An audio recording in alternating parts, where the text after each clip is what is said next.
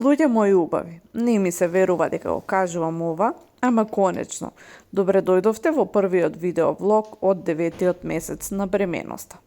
Овие денови, тешко е да се објасни како се чувствувам.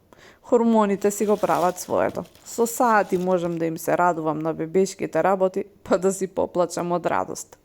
Привршивме со купувањето и се надевам дека ќе успеам да ви снимам барем мал дел. А да, и веќе размислувам во што би ја изнеле од болница. Луѓе мои, мислам дека секоја мајка го има овој момент. Во меѓувреме, ми стигна и пакет со суплементи од Floradix, кои што се на природна база создадени во Германија. Она што најмногу ми се допаѓа е што се без алкохол, конзерванси и бои, а железото е во форма што не го иритира желудникот. Има и витамин С за подобра апсорбција, што е голем плюс. Јас веќе го користам тоникот за железо, веќе само превентивно, затоа што последното мерење ми покажа железо 16 и хемоглобин дури 136, а верувајте, по првиот триместар со постојани мачњини, кога железото ми падна од 25 на 12, заморот беше нешто што не се опишува. Мислам дека ќе продолжам и по порадувањето во помала доза кога ќе дојам.